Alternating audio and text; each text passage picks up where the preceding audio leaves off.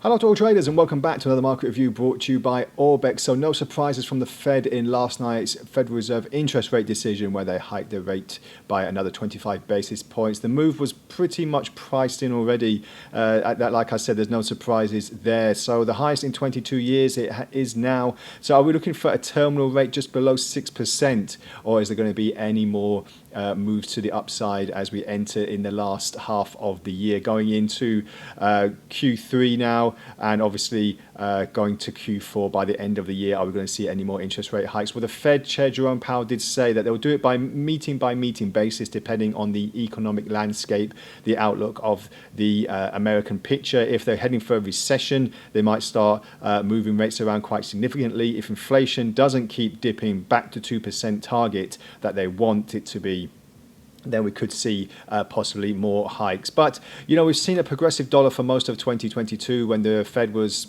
raising rates really aggressively by 75 basis points. Are we going to see any more fluctuations in that? Well, we're looking at currencies today, just going to see what the euro dollar is going to be looking at, and the pound as well, especially after the European Central Bank is expected to follow suit and raise their interest rate by 25 basis points as well. So are we going to see more of a fluctuation in the euro dollar, especially today? Well, looking at the 4-hour chart, first of all, usually we go on the daily chart, but just want to look intraday mainly because we're just seeing now this kind of upsurge in price action for the euro dollar, going back up to the 111 area. But we're just seeing a little bit of resistance there. You know, we have been seeing this mid to lower 112 area being breached time and time again in the last few sessions. But as you can see here, if we just pull it back a little bit here, we're just waiting to see more of a consistency from the euro dollar. You know, we did break through the 110 handle, which is quite significant for a psychological area,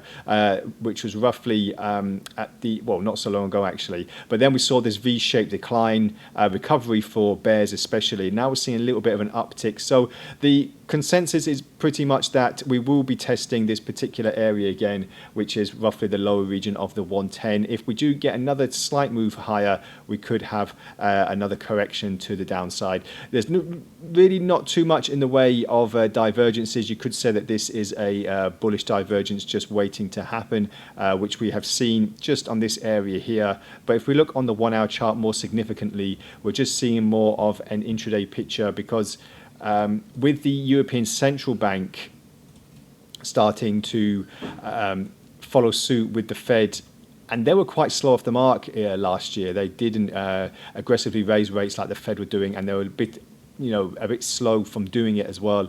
We're just seeing now another move to the upside. So basically the 111 handle for us today is something that we're going to be looking at. Obviously keep an eye out for the ECB press conference that's coming up later on today. We'll be able to give you more of a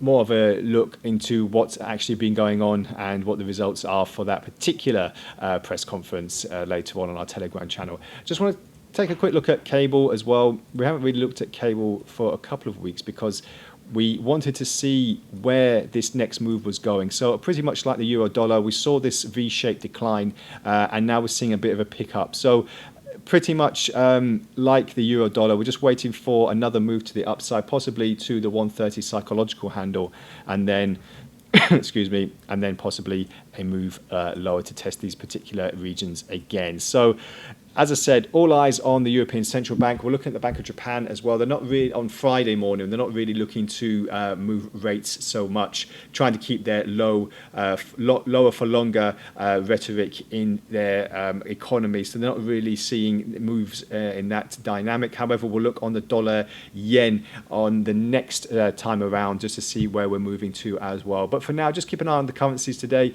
Obviously, we've had indices and stocks flying in the last few trading sessions. Gold's taken a bit of a decline as well, but it could pick up to start moving up to that $2,000 handle, which will be quite good for the market, because we're just seeing now where we're going to be going for the yellow metal, if we're going to have another heavy resistance at 2,000 or if we're going to keep on pushing higher as well. But it doesn't look likely at the moment, but we'll see what the next move is for the fundamentals and the technicals next time around. So thank you very much for joining me. Don't forget, big news data coming out later today, so keep your eyes peeled and we'll see what happens. We'll update you accordingly. So thank you very much for joining me, and we'll speak again next time. Bye for now.